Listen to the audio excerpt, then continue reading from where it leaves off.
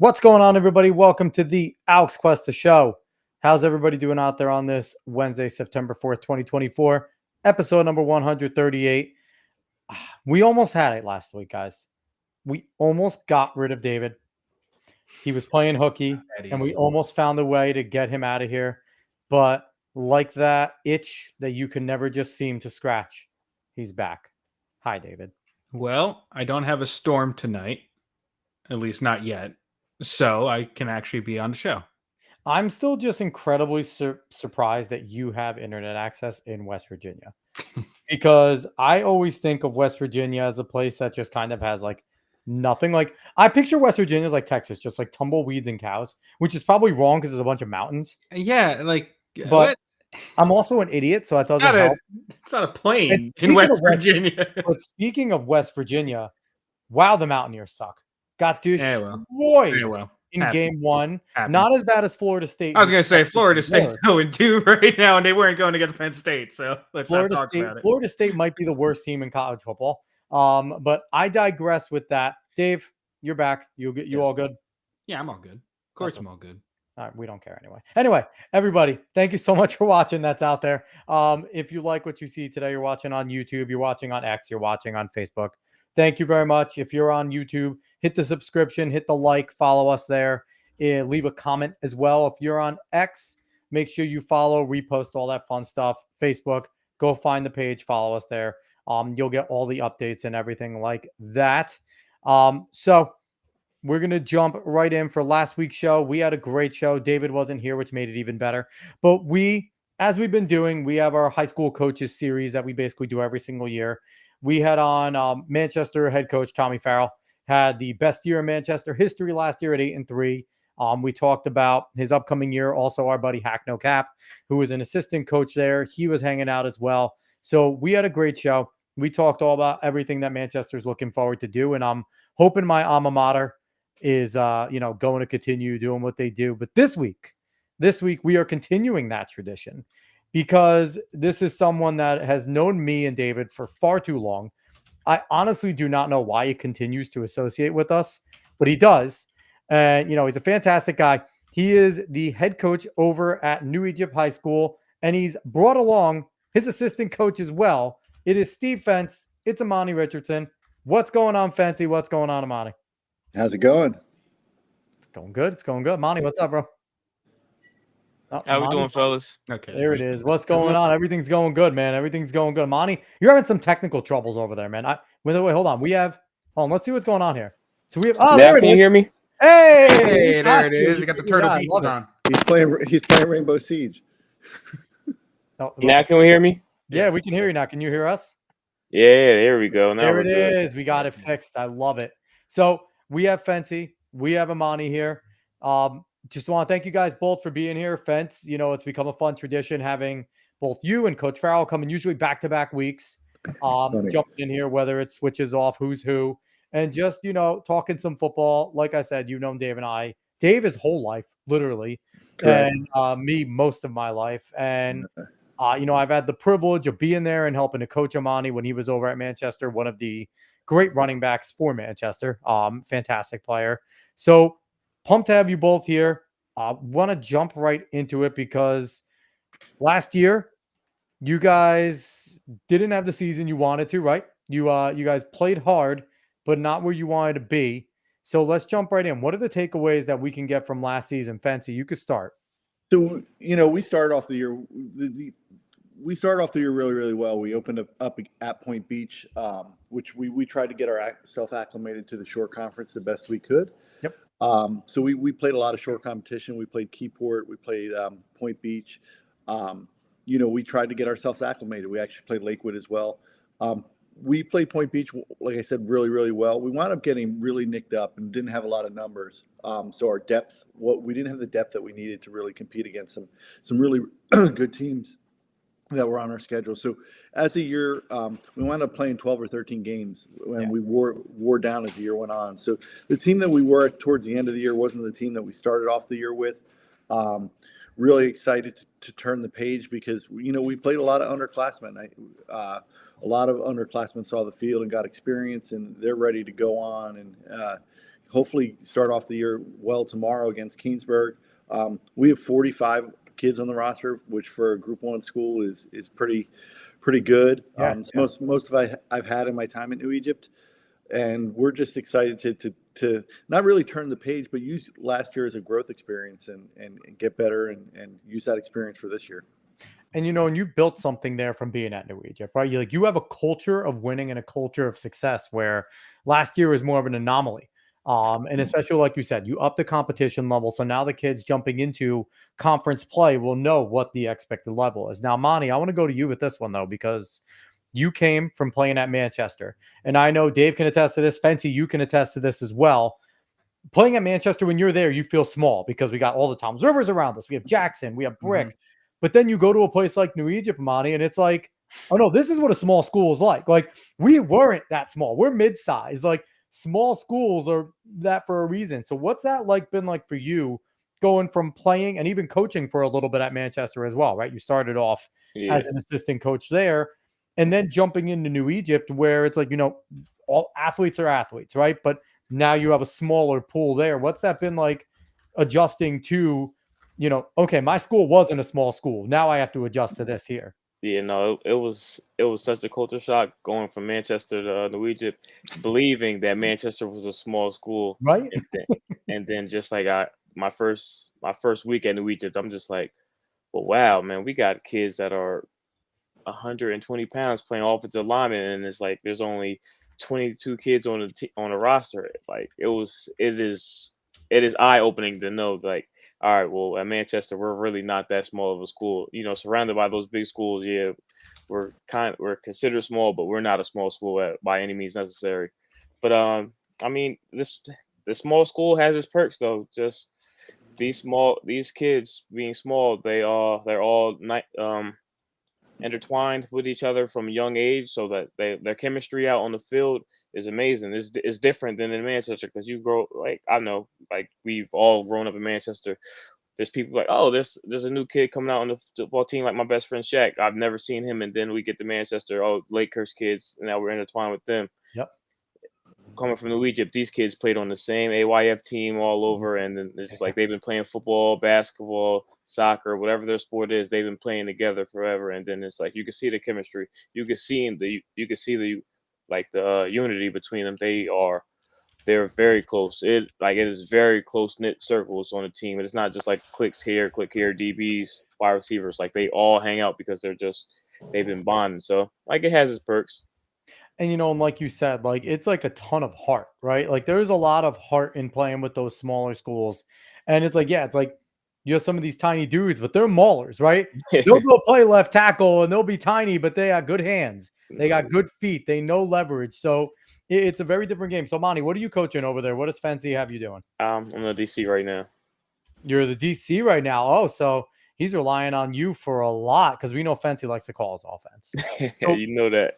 So what has that been like transitioning though? Because it's like, obviously now you have your whole entire plate there, but it was Fence. So you were very used to the offensive calls, right? Because even though some of the things are different in terms of maybe formation wise, I'm not giving away his calls, but Fence has his calls, and that's what they are. And then most coaches take them with them. What have you learned that you've brought over to be a defensive coordinator? And you're young. So a young dude as a defensive coordinator, what have you learned from Fence to bring it over to there? Yeah, me and Fence talk about football all the time, and he shows me his views from the offensive side, and it helps me out developing a defense. So, like, no, not to knock you, Fence, but Fence been around for a while. He's been around the football game for a very long time. We call it wisdom instead of age, just to make him feel good about it. Wisdom is wise. There's no part of my body that feels good. Everything hurts. Yeah. But yeah, Fence knows his X's and O's, and he's been around for a while. So like, picking his brains, just like going up against him, because me and him battle every day of practice. Sometimes he'll have the starters and I'll have the B team, and he'll have the B team and I have the starters, and we'll still be going at it. And it's just iron sharpening iron. Every day he exposes me in some type of coverage, and I learn, like, okay, and then I'll expose him with some type of blitz package, and we help each other out. So, Fence, here's the real question. Has he yelled at you yet? Has he actually screamed at you? Because you're not coaches. until he's looked at you and literally screamed at you in pure vitriol and anger, and then it's done 3 seconds later because you know what it is on the sideline. No, there hasn't been any sideline problems. Oh, it's not really it then.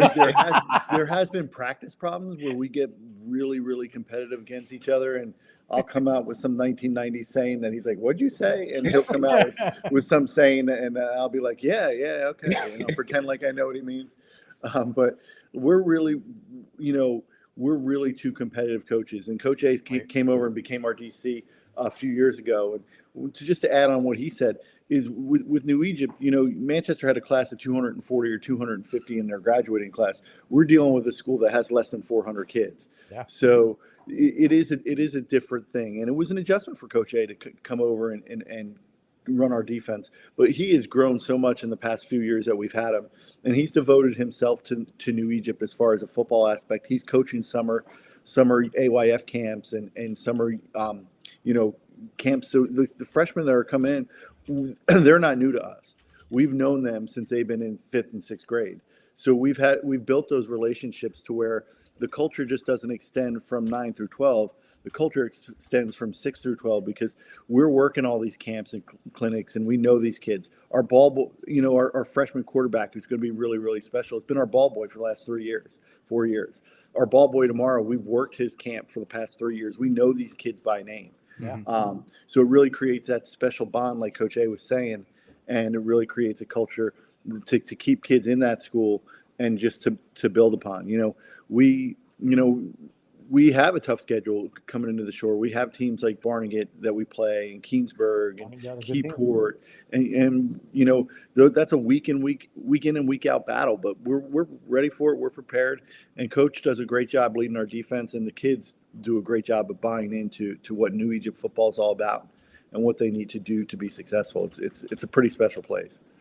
So, I want to get back to more of the X's and O's in a second, but I do want to ask you, Fancy, because it is something that happens a lot in the high school ball time, right? Where you eventually get, long enough as a coach to where your former players start coming to coach with you and seriously coach, not just volunteer, right?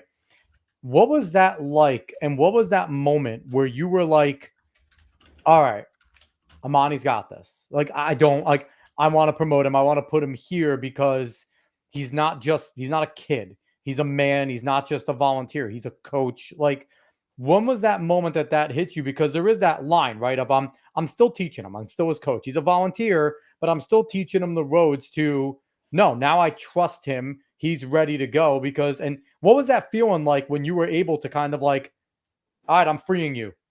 Go, go do it. Go do your thing. Like the minute he got there, awesome. He came over and I asked him to be the DC before he came over. Because I knew we were going to be young, and I knew he was a first-year young guy being a defensive coordinator. It gave him a chance to learn the game a little bit and grow. And like I said, his growth in the past few years has been amazing to where he's frustrated, as a play caller, and I've been calling plays forever. He is frustrating me in practice to the point we're putting in checks at the line of scrimmage to be successful. Like, he's legitimately becoming, and he's going to be a head coach one day. He's becoming legitimately a amazing defensive coordinator. Like, the stuff he's put in has been amazing. And you mentioned all but one of my coaches I've either coached or had something to do with New Egypt football. Alex Sempervive, who's our special teams coordinator, played at New Egypt. Matt Souls played for me and played for New Egypt. Drew Cluxton, our linebacker coach, played for me at New Egypt. So everybody kind of shares in my vision and shares in what we're trying to do as a team, which makes it really easy for me to coach and exciting because, we battle sometimes, like scheme, but it's never adversarial, and we just go out and we just, we coach the kids, and the kids like to be coached, and it's really the best part of the day. Definitely says something about you as a coach that people want to gravitate back to you. Shut up. I'm allowed to compliment you, damn it. You don't have to do it. So I want to jump into some of the little chats here. Morgan Peterson over here. Those are my coaches. What else do we got here? You, Dave, you're just chit-chatting in there. I'm chit-chatting. I got Jake over here. Jake Milicia. I don't know how to say your name. Dog's here. And Jod Saad over here saying W coaches. So You're getting some love. Thank you, guys. Thank you, everyone, for watching. That is watching right now. We absolutely appreciate it. I'm imagining that New Egypt is deep right now in this, and we absolutely appreciate that. So I want to go back now to the X's and O's sides of things. So, Coach A, Amani, last season, what did you get to take away from the step up in talent? What have you learned to adjust now from being, a player in the short conference a little while ago to now being a coach? How different has it been to be on that side and be like, oh, so this is why coach used to get mad at me for doing X, Y, and Z, right? Instead, so what was that been like watching the talent step up, and how have you had to make adjustments as a coach? A little while ago, man. My last time stepping on that field was 11 years ago. Don't make me feel old, man, because mine was now 2007. So way it's too long. Way too long. Yeah, we getting up there, but honestly, Vince graduated in the class of 23, so it's okay. 1923. Nah, but yeah, just with the with transfer, moving over to the shore with the athletes. That's the first thing I realized when we played Keyport and we played Lakewood. Just the athletes aspect of it, because no disrespect to the league we came from, is not as well coached, but it is athletes. So you expose them, you throw different things at them that they haven't seen, and then you just hope your guys, your Jimmies, can meet their Joes. And usually it doesn't work like that, but sometimes it helps you out. Here is tough because there's so many great coaches in the shore to go along with great athletes. Every school we're playing, from Kingsbury, Asbury, Neptune, have amazing athletes, and then they also have amazing coaching staffs that go along with it. So right now it's really dialing on. We're watching film every day, dissecting offenses, what they're doing, learning their patterns. Every offensive coordinator loves to run certain things all the time. You pick that up really early. So certain guys show you what they love to do. So he's calling fence out. No, so I'm gonna add on to what Coach A says, and to go to your track background. Yeah. One of the guys we had to go up against last year was from Burlington City. His name was Malachi James. And, oh my God, you went against Malachi? Malachi's a state record holder in the 100. Yeah, he broke it last year. Yes, and he is now the fastest man in college football. Yeah. We went up against him. He was kind of fast. Hey, only had about 70 yards and got all that in one play. We did okay. We tried to hold him the best we can. He was a special player, and it's when you're a coach, it's kind of fun to see the guys that you coached. Obviously, if they're in college, you're really invested in that. But even the guys you go up against, you become invested in what they do in college. And we wish Malachi the best at Syracuse. He's at Syracuse. Actually, returned some kicks last year. But man, I've coached against a lot of fast guys. I coached against Donald Brown, who went to the pros. I coached against Noshawn Moreno, who went to the pros. Timothy Wright over at Wall. Timothy Wright. Yep. And I got to tell you, Malachi was fast, like ridiculously fast. So like Coach said, going to the shore, it presents different challenges, and we're excited for that. We feel like we're at home now. I say that because our division is primarily Group 1 schools. That wasn't the case last year, and we're up for the challenge. And like I tell everybody else, and I tell my coaches, it's our job to compete against Group 1 talent. Like, it's our job. That's like talent. That's our division. We got to go compete against them, and that's our job as coaches to get our kids to that level. When you're playing your bigger schools, like we played Allentown for the last 2 years. They're a huge Group 3 school that's competing with Brick Memorial last week. Yep. It's tough to get your kids to compete on that level because it wasn't really a level playing field. Yeah. And, and that's just kind of reality of things, right? Because you can have as much talent as you want. But if you're sitting there and like Amani said, you're putting 120 pounders, 160 pounders on the line, and they have a legitimate 280, 290 pound guys. Sometimes it's just physics. Sometimes it's just a gravity thing. That guy's going to lay on your guy, and there's only so much you can do, right? No one likes to hear it, but size does matter. No, we don't like to hear it, but it does matter at some point. It does. You get your ass kicked if this is an educational show, and we'll leave it at that. If someone's just laying on you all day, and I box. I can't box someone 20 pounds ahead over me. That hurts. Yeah, so it is. it is a very difficult thing at times for you to do that step up. And I think like at times, like you guys schedule your own games and things like that. For the most part, you have your choices, right? Like you get your schedule, and then you kind of have 2 or 3 options in the year. No, Tiny bit, tiny bit tiny bit. So communicating with the we other had schools. some Yeah. wiggle room with one game this year. That's We it? were that's it. Everything else was picked by the conference. We could have added a week 0 game if we wanted to. I did that last year, and I felt like it was too much early on in the year, especially playing so many games. So I stayed back off of that. But our schedule is picked for us by the athletic directors of the Shore Conference, Okay. and then we have the ability, based on the division we were in with the extra team, we have the ability to pick one non-conference game, which we're playing Buna this year for our homecoming. In the middle of October. So that was one game that we had agreed on before the schedule came out. So yeah, we don't have a lot of leverage and a lot of leeway where the tennis team or the soccer team might have a lot of leeway and have their division games, but then they can go pick their out of conference games. Football doesn't have that. We are at the mercy of the conferences. It's one of the reasons why I think, at least from a football aspect, we were excited to transfer over to the Shore, because we knew that there was that natural fit of those Group 1 schools that we're going to develop a rivalry with. Us and Point Beach are going to have a rivalry. Us and Keensburg, us and Keyport are going to have a rivalry. Where my time at New Egypt, we would have 2 years worth of a conference, and then the next 2 years we'd be playing 8 different division opponents. Yeah. And that's kind of not the way it's supposed to be. You want to develop those rivalries and play schools that you develop relationships with, and for the good and the bad, right? You want those rivalries, and you want to. I want to hate a school. I want my kids to have that natural rivalry. Absolutely. Yeah. So we're going to have that. And, I just, like I said before, I feel like it's home more. So we're excited to make that transition.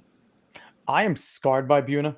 They were our final game my senior year, and they were like the consolation game because we didn't make the playoffs. And we were fairly evenly matched. And it came down to an overtime play where I'm not going to name names, but I called the check and they didn't check, and the player went streaking up the sideline for an easy pitch and catch. I am scarred by that moment every single time I talk about them. So I hate them. That is my team that more than Mondon, more than Lakewood, more than anything, I hate Buna because of that one moment. No, they're Mondon. There is no Donovan Catholic. Donovan Catholic's not a real place. Monsignor Donovan is what exists. Okay, but you're right. So I do want to talk a little bit more about the Shore and what you're doing this season. What are the expectations going in? You got a taste of it last year with a lot of the games, right? What are your expectations this year? And I actually want to pull up the schedule here real quick so we can kind of talk about boom. And let's screen this bad boy.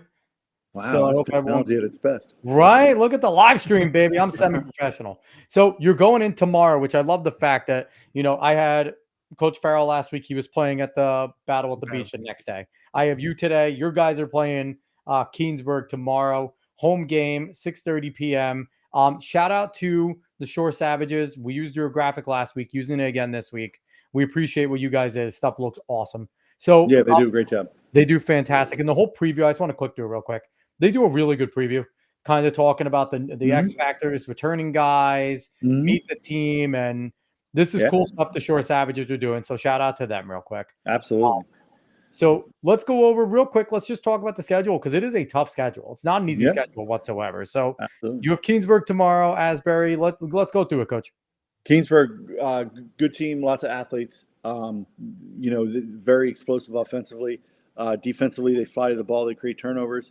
We're looking forward to playing against them. We did play them back in 2017 in a consolation game, and came out on the positive side. But one of those schools that are very similar to us and create a natural rivalry with. Same thing with Asbury Park. Asbury Park, we're going to travel to Asbury Park next Friday. Haven't really broken down Asbury Park's film yet, but if you look at their record last year, you're going to see that they didn't have a ton of success. But when you look at the teams that they played and how competitive they were in games, they're always going to be a good team and a tough team to play. with story history, we played them in 2016 in the state playoffs at our place. We were the 4 seed, they were the 5. They wound up beating us, and they went on to win the Central Jersey Group 1 title that year. So, Coach, I quickly find this very difficult because even you talked about Asbury Park, but Neptune, the next game, one thing Asbury Park and Neptune always have is a ton of speed.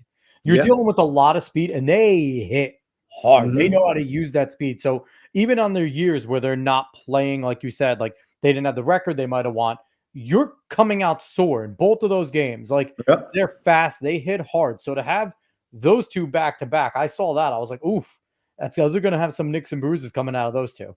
Yeah, and that's the importance of the depth we have this year. We have, we have kids that we can put in certain places that are ready for varsity football, where that might not have been the case in previous years. Neptune, we luckily have home, and we're going to start growing the grass as soon as we cut it today. We'll cut it after Neptune, just because of how fast they are. And I got to see Neptune live last year with Brady playing them. They gave Pinelands a really, really good game. They're going to run some veer stuff, and the quarterback's a tremendous basketball player as well as a football player. So coach is going to have his hands full trying to stop his veer scheme and trying to stop that. Really, really tough team and a division opponent. So that's one of our big, tough ones. Keyport, we played Keyport the last couple of years, and they're a really, really good team. They have a new coach, and they have an explosive running back and wide receiver. Graduated some talent, but we have a great rivalry with them. We played in a mud bowl last year. That was really, really fun. Love mud bowls. They're the best. Yeah. Last year was a little crazy, but Shore Regional, I'm going to go scout Friday night because Pinelands is playing them. And I got a good friend over there in Coach Reed. So they're going to be well coached, and they always have guys that know how to play football, and they're always successful. So we're going to play at their place, and I'm excited to see what we can do. That's a good barometer of where we are as a program to go up against Shore Regional. Buena, like I said, is our homecoming. Buena. How they say it. Didn't have the most success last year, but I've saw some film on them. They're much improved with the new coach. They fly to the football. They've run a modified wing T-based system. Excited to play them. And then, I coached at Barnegat for a couple of years. We get to play Barnegat. I'm good friends with most guys on their staff. They return a linebacker that's committed to, I believe is it Cornell? I think it's Cornell. Cole Toddings, not bad. Who's I think had 4 sacks last week. So that's going to be my challenge to try to keep the ball away from his side. He's kind of friends with his dad, who's a principal over there too. Good player, really nice guy. They're going to be a challenge. And then we go up against Coach Saccone in Point Beach, who like I said, we have a little rivalry with, and excited for that one. He does a great job with his program. Point Beach and us are probably the 2 programs that are most similar with the amount of size of kids and the type of kids that we have. So that's just a natural rivalry that we're really excited about. And Coach Saccone does a great job for his team. And, we I think we're going to be playing for some sort of trophy and make it a rivalry. And that's awesome. We're excited about that. Yeah. So, and there's always there's the moniker, right, of no easy games. That's kind of what every coach is going to say that. But you look at that schedule, there is no easy game on there. There's a lot of competitive football there, a lot of well-coached, good teams. And, it's not only going to take, and your athletes know this, you probably talked about this, you preached it, but it's not just going to be them. It's going to be you, Coach A, working your asses off too. And if they put the time in, I know you, Fence, Monty, I know you, I know your work ethic. I coached you, if, and your boys probably know this, but if they put the time in, they put the effort, they put the work in, you guys are going to equal it, match it, maybe go surpass it.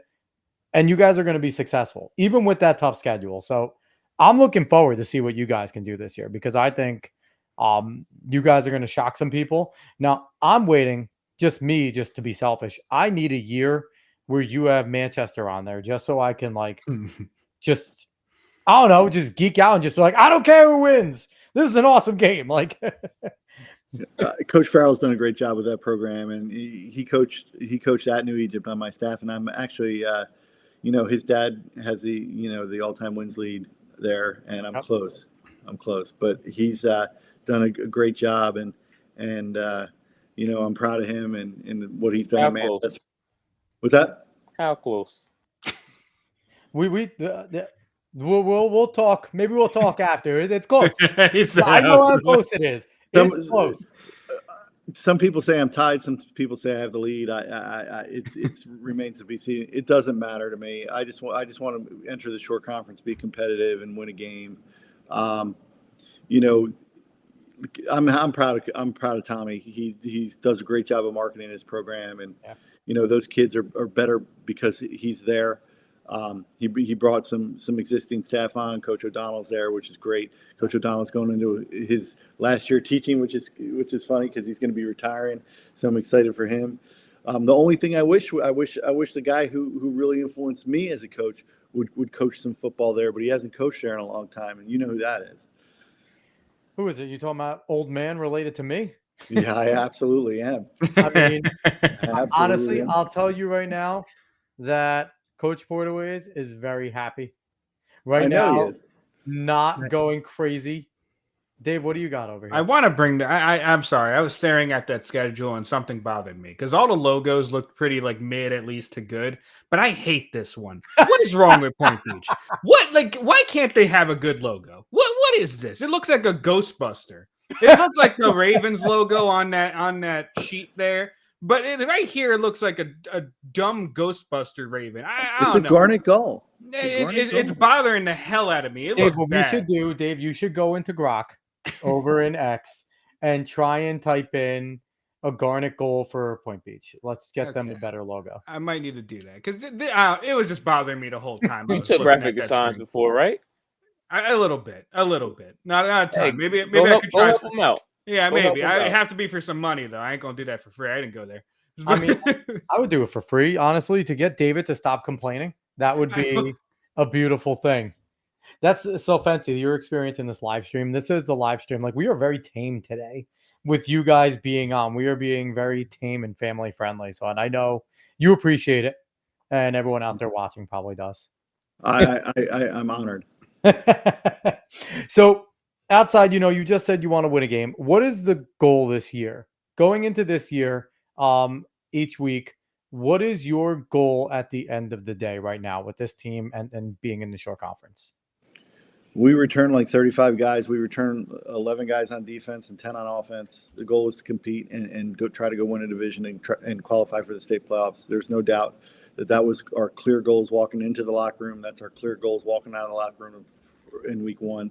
Those are the clear goals. We want to go compete for a division title.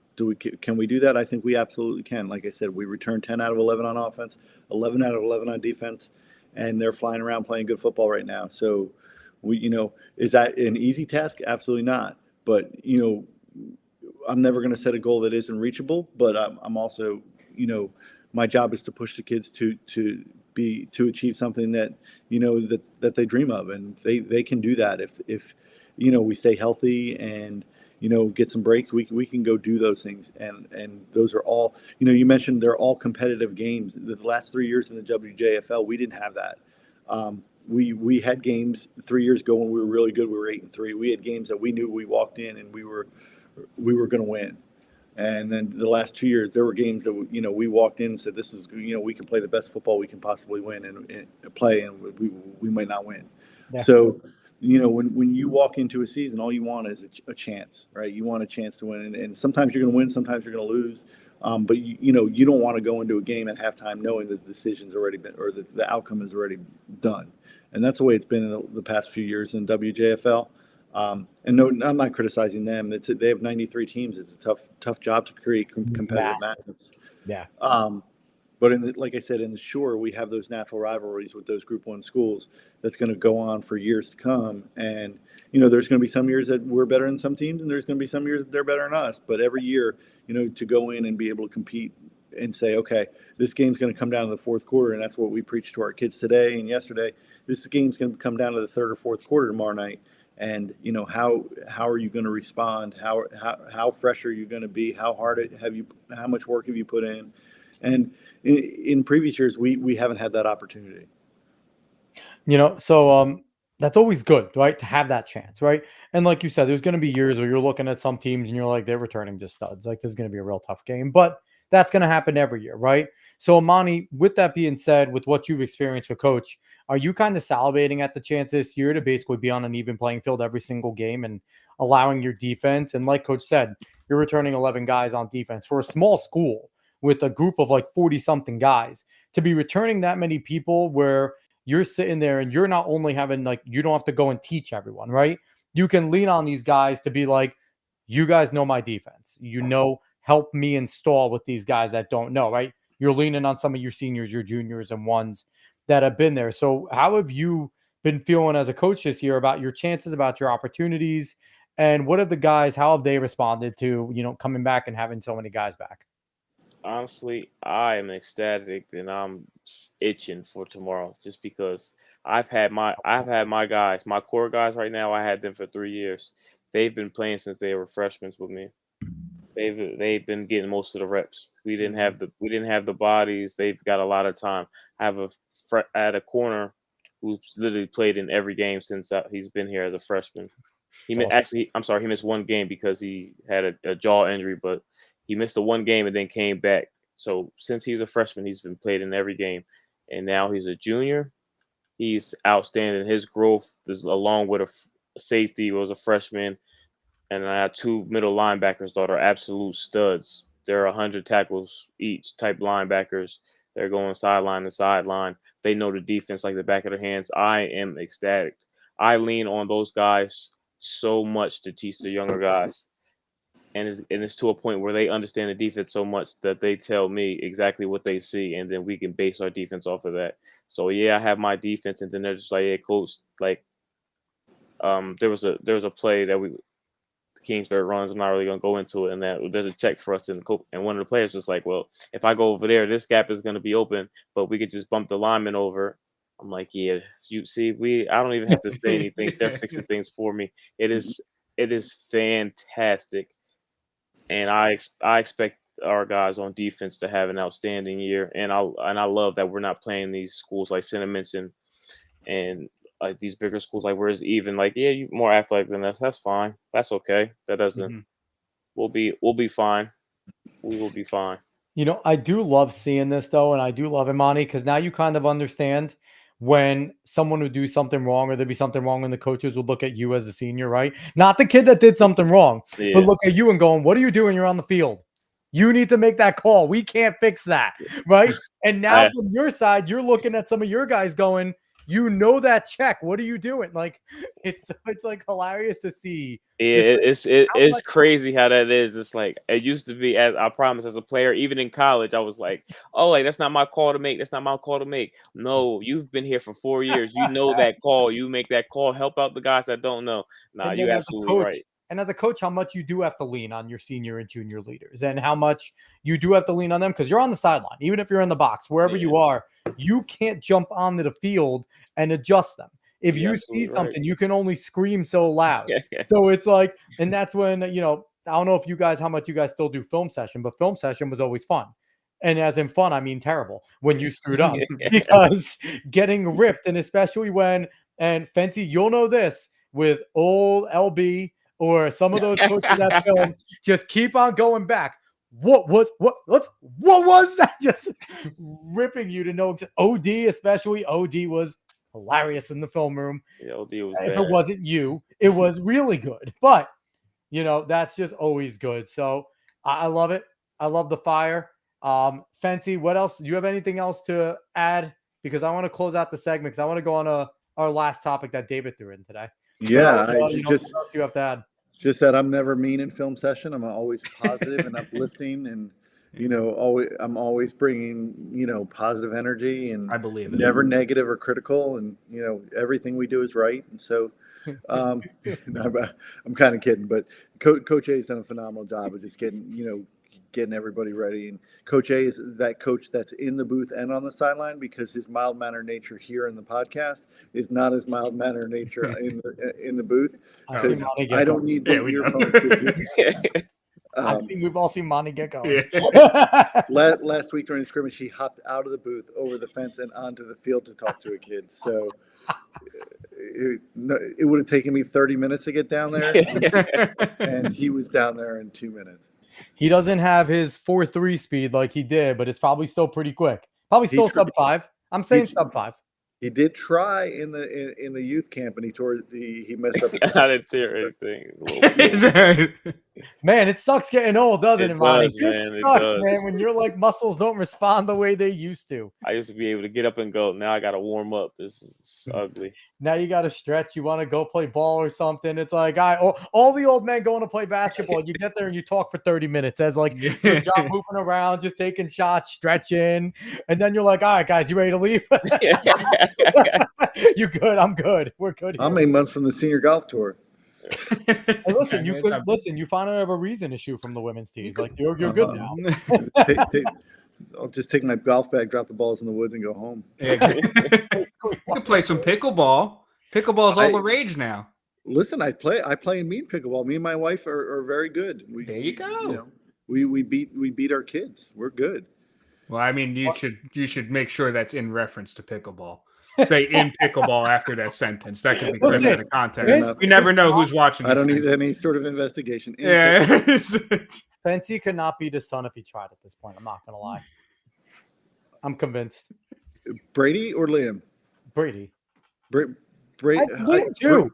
Brady has yet to beat me. Brady was third in the Ocean County tournament in doubles and tennis. He's actually a pretty good tennis player, but he's yet to beat me. He's letting you win. He's being a nice son. No, I just haven't played him in 3 years. Yeah, well, that'll do it. Go out on top, baby. All right. So this is a Fancy special that David threw in because we all know how big of a fan Fence is of Disney. Fence is a Disney guy, right, Fence? You love Disney. Yep, big time. And I don't know if your athletes know this about you, but if they don't, now they do. That you're a Disney guy. We all know each other pretty well. I want to do. David wants, jump in. Dave, you can handle this part because this was your special one. Go for it. Yeah. Generally, I just want to know if you've been keeping up on what's been going on at Disney and the recent D24, I guess D23, whatever happened. D23, yes. I watched the live stream, so I'm up on it. So what are your feelings on some of the moves that are going to be happening at the parks in the future? I think the Cars rides are the more Cars sooner Land. thing. Yes, Cars Land. What do you think about this? Like, are you annoyed? I'm sorry, go ahead. Yeah. No, I'm ready to go because this is a hot topic. I'm ready to go. This is bigger than Norwegian football, baby. No. So, obviously, the big controversy is that they're going to be taking out Tom Sawyer Island, which is like Walt Disney's big view on Frontierland and a big part of his like Americana of the park. And they're going to be putting in a Cars Land and a Villain Land. Yes, I have mixed feelings on it because Tom Sawyer Island is, to me, wasted space. Yes, it's nostalgic, but they open it late and they close it early. And the Magic Kingdom has some overcrowding problems and some park capacity problems. So in adding these parts, they got to keep it fresh and keep it new. And a lot of people are complaining about it and saying, "Oh, you're killing the history of Disney," which to a point is correct, but the Magic Kingdom, like that part of the park is almost, I don't want to say dead and wasted space because it's not to so many to diehards like me, but yes, to so many people, it's that space is not used. So I'm more upset about the fact that they're going to be maybe moving the Muppets. Yeah, Muppets 3D. That's done, I thought. Well, no, it's still there. They haven't announced where they're going to be putting the new Monsters Inc. roller coaster. They're creating Monstropolis. Yes. So there's two areas that they're considering, and one is where the Muppets goes.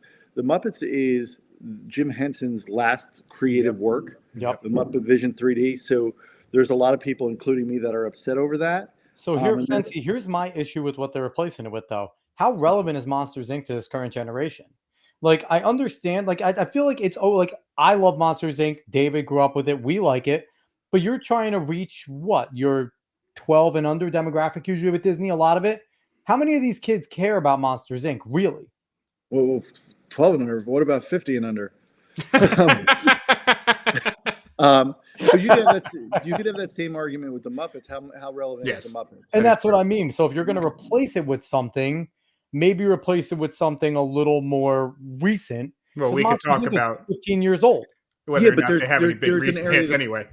There's an area of the park that the other area of the park that they're talking about is where like there's all misplaced Star Wars stuff. So there's Star Wars Land, which is awesome, and then at the other side of the park you have meet and greets with certain.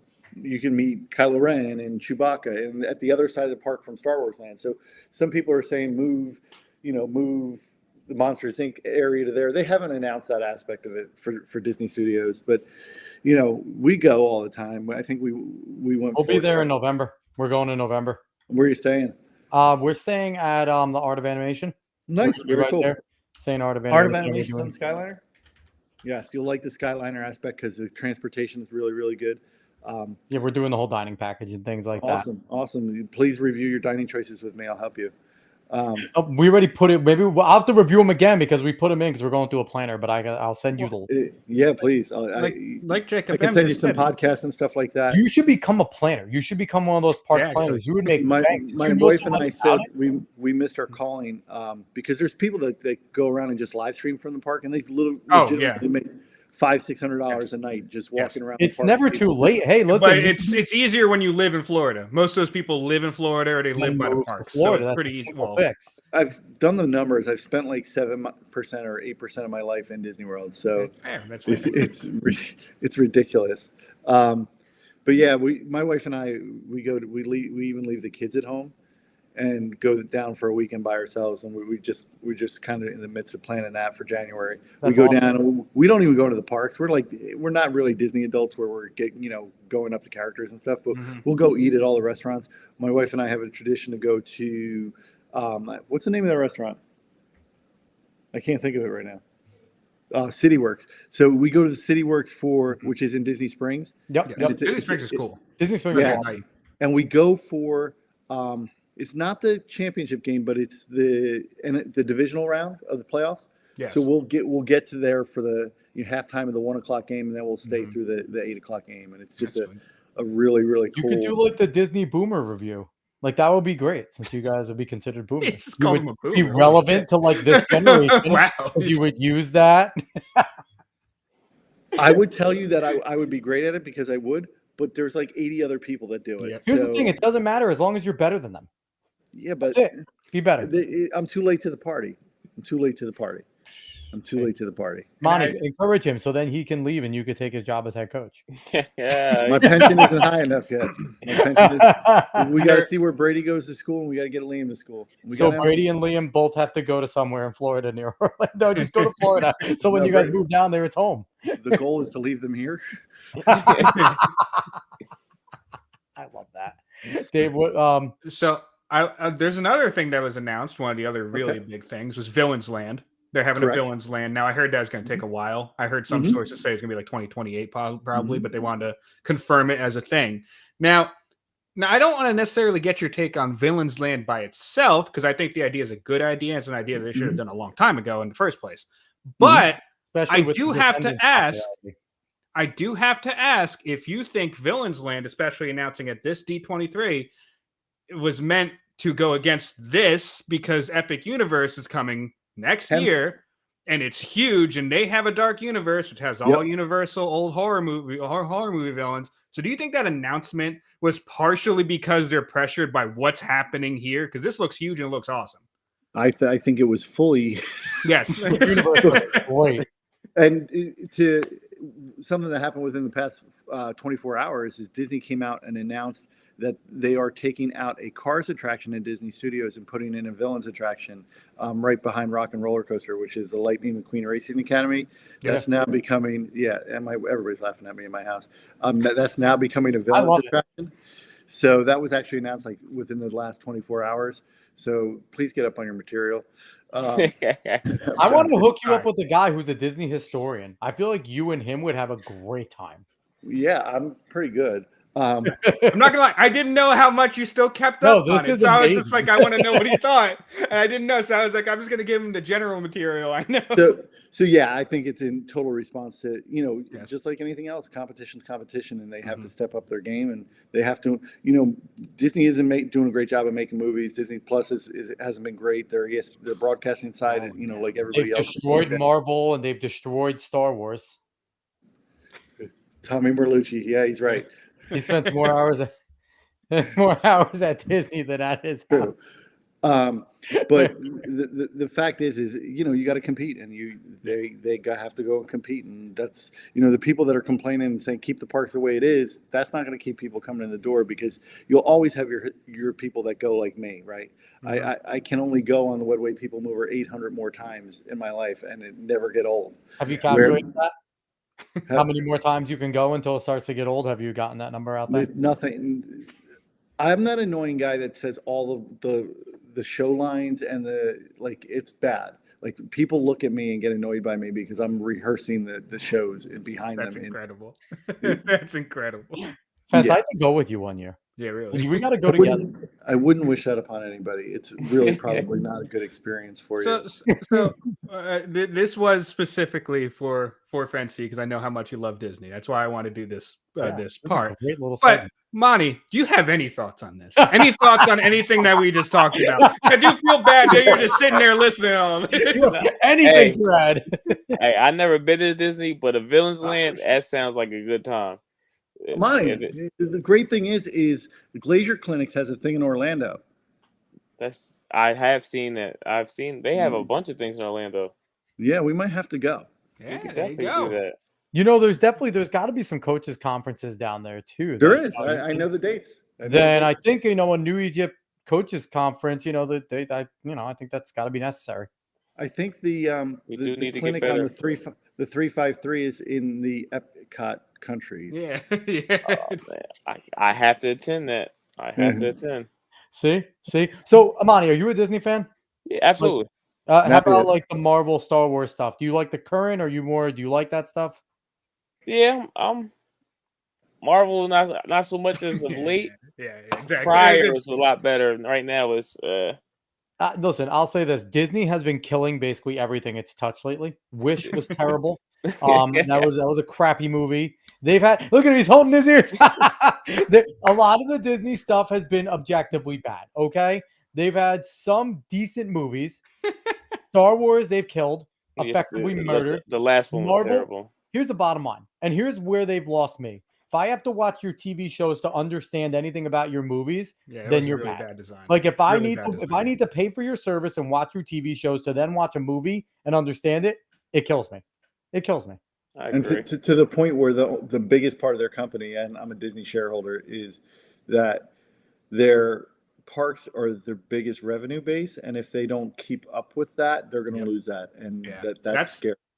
That's what the How are Epic the Universe parks thing. doing, That's why I was watching that, because like Epic Universe is huge. Like, I think it looks awesome. I want to go to that thing. I want to see all the things Dragon, I can do. Nintendo World, Yeah. the villains. They have the little galaxy and the Harry Fantastic Potter. Beasts. Yeah. Yeah. Where is that? Fort Lauderdale?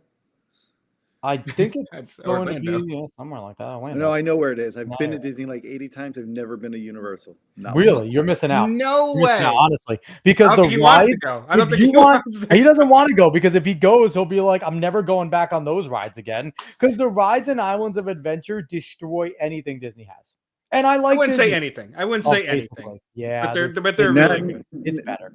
What time is this podcast in? Because now I'm annoyed. No. Whenever I been- wanted to, I'm the Cobra Have you Commander. been on Guardians of the Galaxy? No, I have not. I'm going to go Okay. on. haven't been on Have that you one. been? Have you been on Rise of the Resistance? No. Here's the thing. I've I probably seen it. won't, I because I have a haven't. 6 and a 4-year-old, so I probably won't get to go on those this No, time. you will. You can ride switch. So you Okay. can ride switch. They wait on line with you for 5 minutes, and then you go on, and then you switch, and then your wife goes on, and it's perfect. I like the strategy. I like Fancy has it all planned out. I don't wait on a line more than 10 minutes. Hey, there you go. That's awesome. Well, that's what we got to do. Our new quest is to get Fancy over to Universal. It's not going to happen. I was gonna say, good luck, man. Good luck. I don't know if I'm embarking on that one. I'm gonna work on it. I'm gonna try and like trick him. Like I'm gonna get him down there and like blindfold him and be like, "I'm taking you to this special place of Disney." I've been every year since 1986 to Disney World, except 2 years. One, my wife was pregnant, and one was COVID, and it was closed. Mhm. I've never been to Universal. You're not going to get me there. He knows like the sounds of like Disney when you walk on the ground. Like he'll know it's different. I have an app that just plays theme park background music. That's incredible. That's awesome. Yeah. Fancy, I didn't know all this about you, and it makes me love you even more. Just how dedicated you are to the cause. It's amazing. Deepparksradio.com. Wow, And I Dave had the no idea sound about that. You learn something No new every idea. day. So, all right, gentlemen, this was lots of fun. I like Yeah. talking football. I like talking Disney fence. We might have to have you on to just I'm talk in. about the whole entire Disney podcast Yeah. outside of everything. Just we'll Probably go much longer in than this depth podcast. to Disney. We will definitely go in depth from like early on to changes. Yeah. That'll be fun. And maybe we can have on that Disney historian on at the same time. Maybe we'll bring you both on. You want? I'll try to get an Imagineer. I don't know any, but I'll try. Well, you've Oh, gone just enough. kidding. Maybe it'll just give you one. It'll be like, yeah, go ahead. Well, maybe I have a new career. There you go. Hey, listen, we'll try and make that happen. But all right, everyone. Right as you're looking at it, we have Coach New Egypt head coach Steve Fence, assistant coach, defensive coordinator Amani Richardson. We appreciate everyone that's watched today. If you want to go find them, you can go on Instagram at NEHS Warrior FB, and you'll go find them there. And on Twitter /X at @NE_HS football. Gentlemen, we really appreciate you coming on. I think you guys are going to have a fantastic season. I think it's going to be tough. It's going to be tough, right? Because football, biggest key is health, right? That is the biggest key. You can make all the game plans you want, all the schemes you want, look at all your talent up against theirs, but as long as the bodies are there, that's what matters. So I wish you guys luck tomorrow night. Appreciate it. Kick some ass. Yeah. You guys are going to go get a dub, and I'm excited to see it. Now, one thing I want you guys to do, and I really wish that more schools would do, look at what we're doing right now, streaming. It's real easy, right? Everyone needs to start live streaming their games. It is real freaking easy to do. You set up a webcam, you have one of the laptop, internet access, boom, live stream. Tomorrow night's game, Lighthouse Sports Network, being live stream is going to be on NFHS, their app. So I put a link into my Facebook. You guys can go check that out. The game will be live streamed tomorrow, as well as coverage by I know Bob Batter. So so definitely get more exposure too. Big part of coming to the shore. That's great. Yes. I want more live streaming of high school games because they do a great job. So, that's all we got for today, everyone. And you saw Fancy's a Disney aficionado, and that makes I'm happy. that makes me happy. That honestly, like Fence perks up for a few things. Football and Disney. We touched on two of the main things that you put that in. I did not prompt you to put those questions. No, you didn't. I just thought of it. I was like, this was like, recent Disney things happen. Let me ask Spence about it. And when you put that in there, I'm like, oh, they probably shouldn't have done that. Oh no, I love every moment of it. Yeah. I love every moment of it. That was fantastic. Just getting an education and then just making you upset by trying to get you to Universal, which I will do at some point. Anyway, outside of that, we appreciate everyone that watched. Everyone on Twitter, YouTube, Facebook. Go give us a like, share, follow, subscribe, spread this word of mouth. I think we're going to be back to the politics next week. We take a nice break, 2 weeks of no politics, but we'll be back, and we appreciate everyone that watched. Dave, will you be back? Maybe. I don't know. We'll see. We never know what's going to happen. I hope not, for the sake of everyone. Anyway, everybody, thank you so much.